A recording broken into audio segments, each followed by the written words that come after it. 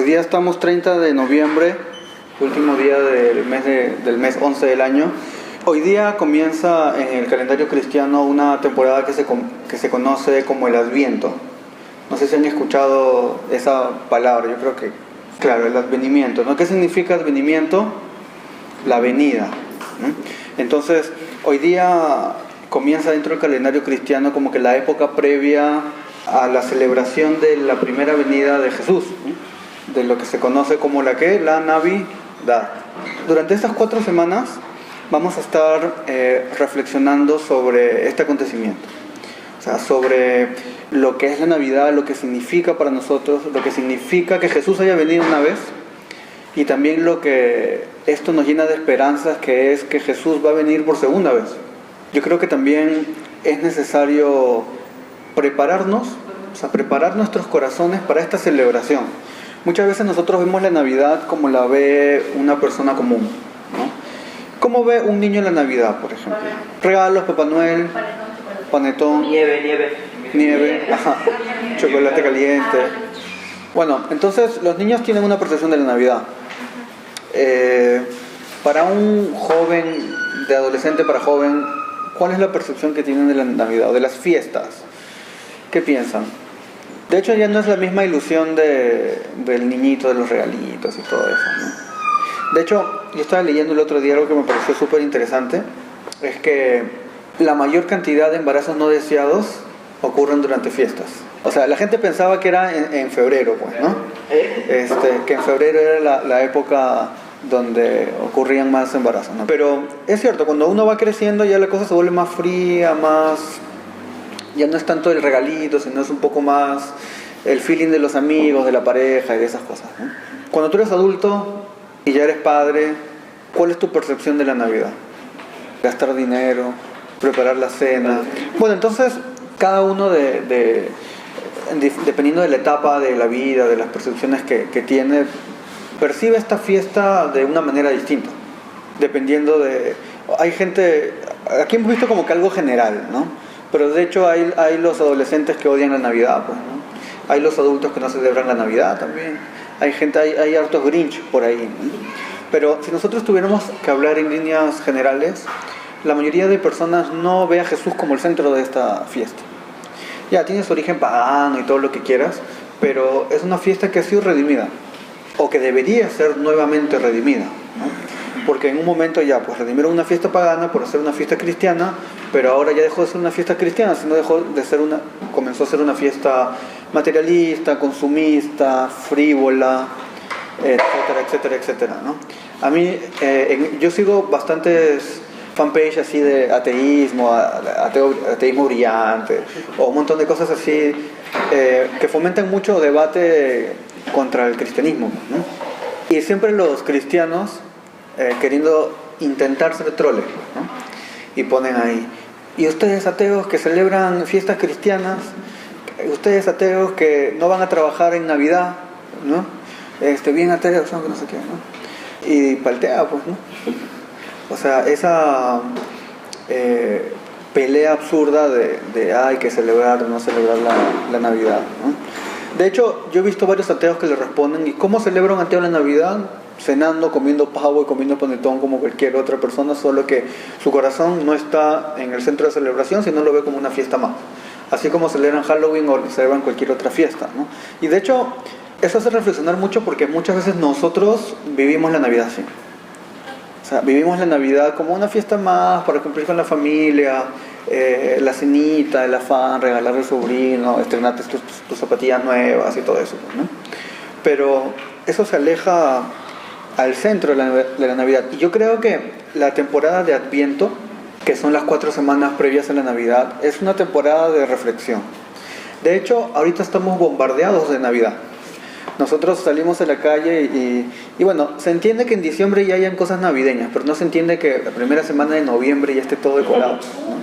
Entonces, tomemos estas semanas como un tiempo de reflexión, como un tiempo de preparar nuestros corazones y tener una actitud adecuada en cuanto a la celebración de la Navidad. Y muy por sobre la celebración de la Navidad, preparemos nuestros corazones para entender y celebrar y tener expectativa de que Jesús va a volver a venir a la tierra. Entonces en la Navidad se cumplió la profecía de que Jesús iba a venir, que iba a venir el Salvador, el Mesías, el Hijo de Dios. Ahora nosotros seguimos esperando una segunda venida. Y eso debe llenarnos de emoción, de alegría, de celebración. Otra cosa que me parecía bastante curioso en las cosas que la gente pone sobre la Navidad.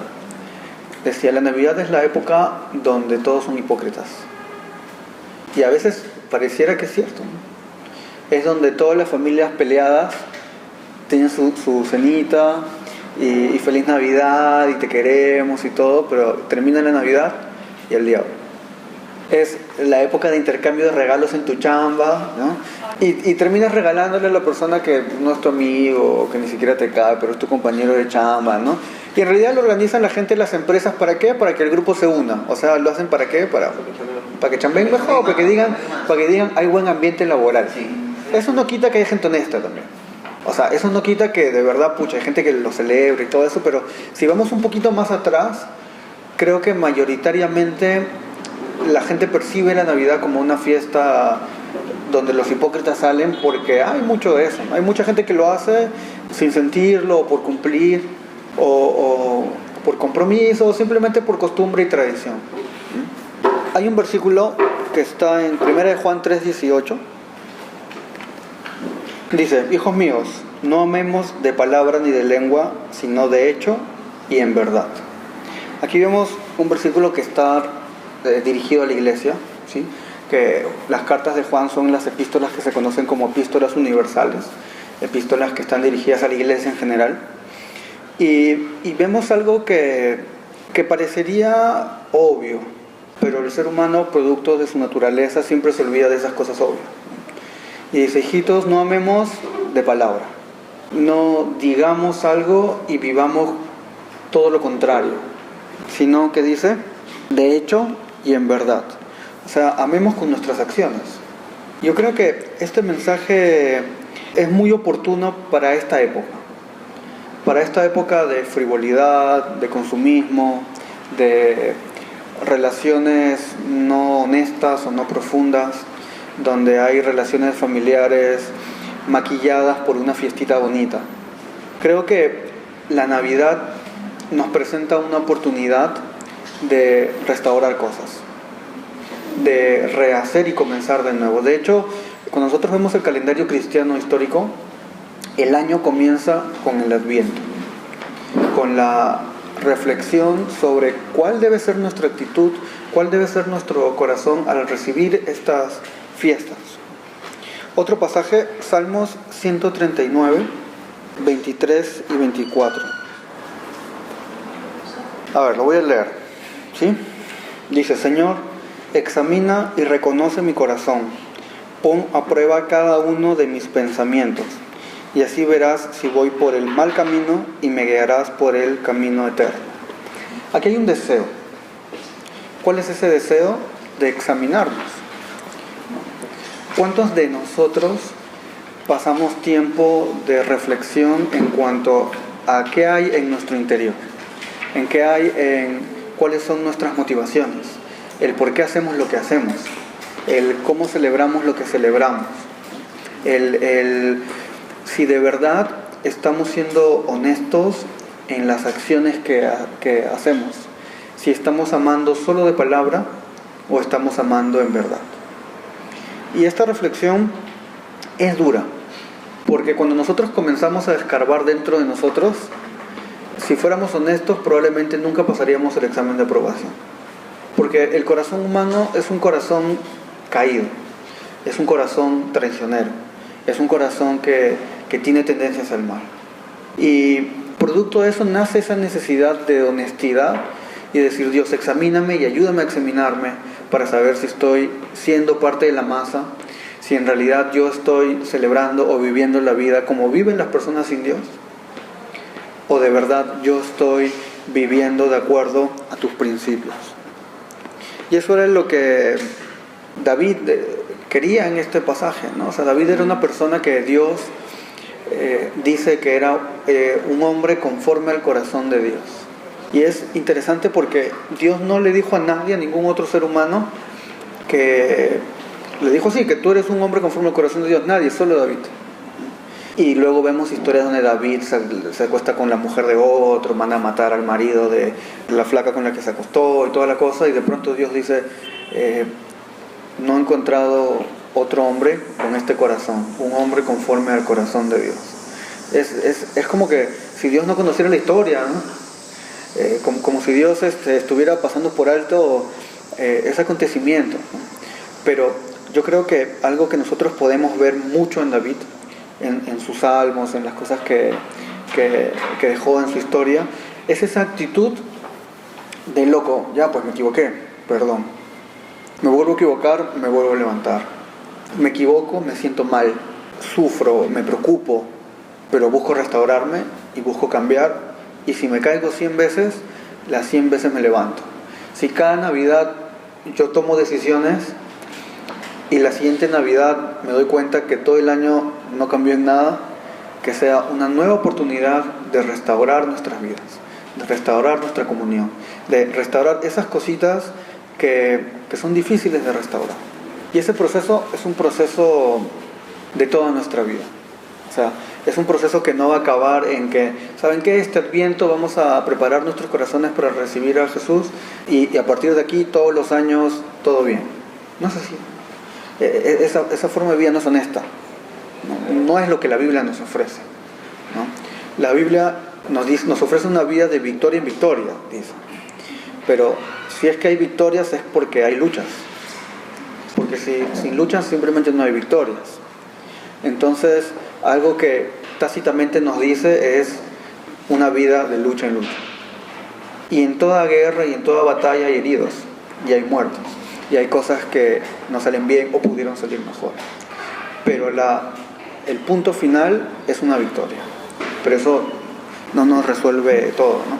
Siempre cuando terminamos el año nosotros terminamos haciendo nuestra listita de metas, ¿no? O sea, dos cosas, siempre hacemos esto. Evaluamos el año y vemos nuestra lista del año pasado para ver si las cumplimos, usualmente no las cumplimos, y preparar nuestras metas para el próximo año. Yo me acuerdo que el año pasado yo vi que alguien puso en Facebook, mis metas para el próximo año es que no me voy a poner metas. Y de hecho a veces eso estaría hasta mejor, ¿no? Y a través de todo esto surge la pregunta, ya, ¿cuál debería ser la actitud de un cristiano al celebrar la Navidad? ¿Cuál debería ser las oportunidades que el cristiano debe de aprovechar de estas fiestas? ¿Y cómo debe estar el corazón? ¿Cómo es un corazón preparado para recibir la venida de Jesús, la celebración de la primera venida de Jesús y el esperar ansiosamente el regreso de Jesús? En Isaías 40 nosotros encontramos una profecía de Jesús sobre la venida de Jesús a la tierra, ¿no? Muchos años antes de que esto se cumpla. Vamos a leer Isaías 40, del versículo 1 al versículo 11. Dice, el Dios de ustedes dice, consuelen a mi pueblo, consuélenlo. Hablen al corazón de Jerusalén. Díganle a voz en cuello que ya se ha cumplido su tiempo, que su pecado ya ha sido perdonado, que ya ha recibido de manos del Señor el doble por todos sus pecados. Una voz clama en el desierto, preparen el camino del Señor. Enderecen en el páramo una calzada a nuestro Dios, que todo valle sea enaltecido, que se hunda todo monte y collado, que se enderece lo torcido y que lo áspero se allane. Se manifestará la gloria del Señor y la humanidad entera la verá. La boca del Señor ha hablado. Una voz decía, grita, y yo respondí, ¿y qué debo gritar? Grita que toda carne es como la hierba y que su belleza es como la flor del campo. La hierba se seca y la flor se marchita, porque el viento del Señor sopla sobre ella. Y a decir verdad, el pueblo es como la hierba. Si la hierba se seca y la flor se marchita, pero la palabra de nuestro Dios permanece para siempre. Súbete a un monte alto, mensajera de Sión. Levanta con fuerza tu voz, mensajera de Jerusalén. Levanta sin miedo y di a las ciudades de Judá, vean aquí a su Dios. Miren, Dios el Señor viene con poder y su brazo dominará. Miren, ya trae con él su recompensa, ya la precede el galardón. Cuidará de su rebaño como un pastor En sus brazos, junto a su pecho, llevarán los corderos y guiará con suavidad a las ovejas recién paridas. Algo que yo siento mucho en todo este pasaje, que está hablando sobre las venidas de Cristo, es mucha alegría, mucha efusividad, mucho griten esto. Hay algo que está por suceder, ¿no? Jesús viene, los pecados han sido perdonados, tu vida puede ser distinta. Mira lo que pasó conmigo, o sea, mira lo que hay en mi vida. A veces esa actitud la hemos perdido, esa actitud de decir, miren, hay un Dios, y ese Dios, y entender lo que hizo ese Dios trae alegría. Y a veces la vida, el camino constante ha hecho que nosotros perdamos mucho de esa efusividad y de ese asombro a lo que eso realmente significa. O sea, estamos hablando de un Dios, del único Dios que se hizo hombre y murió para que nosotros no muramos. No hay como no entender eso y no sentirnos agradecidos y no ver la grandeza de ese acontecimiento. Aquí vemos que dice, preparen el camino del Señor.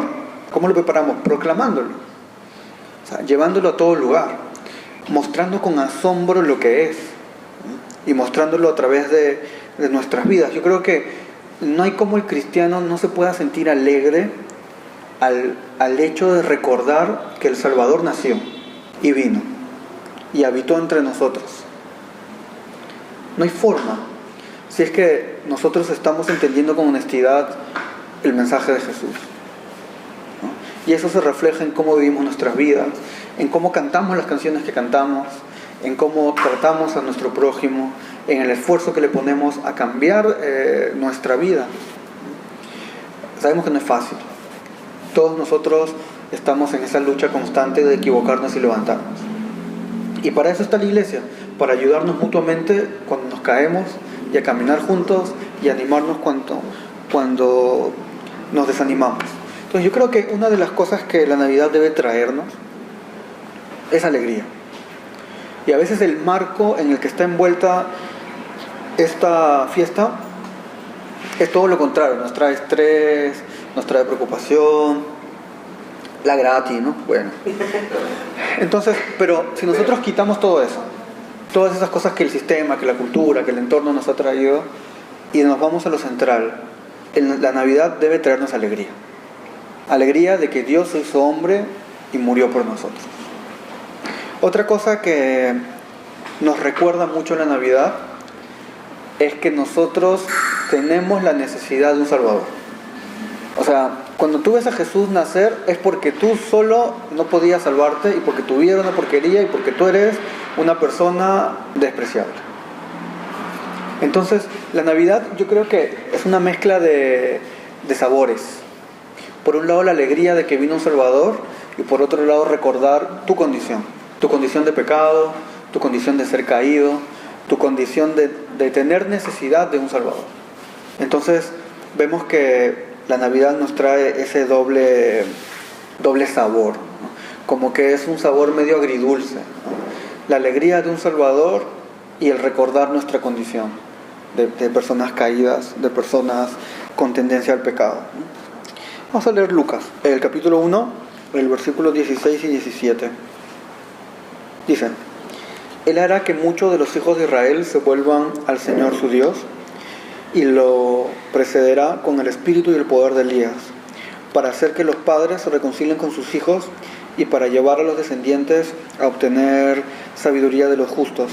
Así preparará bien al pueblo para recibir al Señor. Esa última frase me gusta. Dice, así prepararán al pueblo para recibir al Señor, ¿no? Recibir a Jesús. Jesús viene por segunda vez. Jesús ya vino y Jesús vuelve. Y vemos aquí que dice ciertos acontecimientos de preparación para esa venida. Y que dice que Él hará que se reconcilien los padres con los hijos con los padres. Y esa palabra es clave, reconciliación. Yo creo que la Navidad, como les dije, nos trae alegría. Nos trae también ese sabor amargo de reconocer nuestra condición caída y pecadora. Y también nos trae responsabilidad. La responsabilidad de prepararnos ejerciendo el ministerio de la reconciliación, ¿no? Y ese versículo, ese pasaje se amplía en 2 Corintios 5, vamos a buscarlo, para entender un poquito mejor lo que representa ese ministerio de la reconciliación. 2 Corintios 5, versículo 11, hasta el versículo 2 del capítulo 6. Ya, dice: así que, puesto que conocemos el temor del Señor, procuramos convencer a todos. Para Dios es evidente lo que somos, y espero que también lo sea para la conciencia de ustedes. No estamos recomendándonos otra vez a ustedes, sino que les damos la oportunidad de estar orgullosos de nosotros para que tengan con qué responder a los que presumen de las apariencias y no de lo que hay en el corazón. Si estamos locos, lo estamos para Dios, y si estamos cuerdos, lo estamos para ustedes. El amor de Cristo nos llevará a actuar así al pensar que si uno murió por todos, entonces todos murieron, y Él murió por todos, para que los que viven ya no vivan para sí, sino para que aquel que murió y resucitó por ellos. Así que, de aquí en adelante, nosotros ya no conocemos a nadie desde el punto de vista humano. Y aun si a Cristo lo conocimos desde el punto de vista humano, ya no lo conocemos así. De modo que si alguno está en Cristo, ya es una nueva creación. Atrás ha quedado lo viejo y ahora ya todo es nuevo. Y todo esto proviene de Dios, que nos reconcilió consigo mismo a través de Cristo y nos dio el ministerio de la reconciliación. Y esto quiere decir que en Cristo ya estábamos reconciliados, ya estábamos reconciliando el mundo consigo mismo, sin tomarles en cuenta sus pecados, y que a nosotros nos encargó el mensaje de la reconciliación. Así que somos embajadores de Cristo, y como si Dios les rogara a ustedes por medio de nosotros. En nombre de Cristo les rogamos, reconcíliense con Dios. Al que no cometió ningún pecado, por nosotros Dios lo hizo pecado, para que en Él nosotros fuéramos hechos justicia de Dios. Por lo tanto, nosotros, como colaboradores de Dios, les rogamos a ustedes que no reciban su gracia en vano, porque Él dice: en el momento oportuno te escuché y en el día de salvación te ayudé, y este es el momento oportuno, este es el día de salvación. Entonces, es un capítulo bastante largo, no muy largo, pero con bastante contenido. ¿Qué hizo Jesús? Murió para que las personas no tengan que morir. Entregó su vida, descendió al infierno para que nosotros no tengamos que descender a ese lugar. Lo hizo por gracia, no porque los merezcamos, o porque seamos chéveres, o porque hagamos buenas obras. Lo hizo porque Él quiso, porque nos vio y dijo: voy a morir por ti, desde antes de la existencia del mundo. Ahora, producto de eso, Dios nos reconcilió. Y la primera reconciliación que nosotros experimentamos es la reconciliación con Dios. Porque antes nosotros estábamos muertos en nuestros delitos y pecados. O sea, éramos personas que no podíamos tener contacto con Dios por nuestra naturaleza. Entonces, Jesús muere por nosotros y somos reconciliados en Dios. Y esa reconciliación vertical hizo que nosotros nos reconciliemos también con la creación, que también nos reconciliemos con nuestro prójimo, que también busquemos restaurar relaciones. Y producto de eso, Dios dice, como aquí usa la palabra colaboradores, dice: como colaboradores de Dios, nosotros estamos llamados a ejercer ese ministerio de la reconciliación, de ir y hablar de ese mensaje, de que el ser humano necesita reconciliarse con su Creador, de que el ser humano necesita reconciliarse con Dios, para que de esa manera se reconcilie con todo lo que hay. Y ese es el mensaje central del Evangelio. Y eso es la oportunidad que también nos trae la Navidad. Nosotros hablábamos, ¿no?, de que es una época donde la gente piensa que todos son hipócritas, es la época de consumismo, es la época de frivolidad, ¿no?, es la época de la gratis, la época del amigo secreto y todo eso, ¿no? También es la época donde todos, de alguna manera, apoyan a obras sociales, ¿no? Es la época donde todos quieren llevar a sus chocolatadas, ir así, aplacan sus conciencias y todo el año se olvida. Pero también hay una oportunidad ahí de mostrar ese mensaje de reconciliación, de sentarnos a la mesa con la actitud correcta, decir: ¿saben qué, familia? No hagamos esto como una hipocresía más. Que esto no sea una celebración porque es chévere, porque todo el mundo lo hace, sino que esto sea una oportunidad de reconstruir si hemos dañado algo. Que esta sea una oportunidad de recomenzar Y vamos a tener que recomenzar todas las veces que sea necesario. Porque si nosotros vemos nuestras vidas, vamos a ver muchos intentos de recomenzar. Y vamos a ver muchas caídas y vamos a ver muchas levantadas también. Y eso no va a terminar.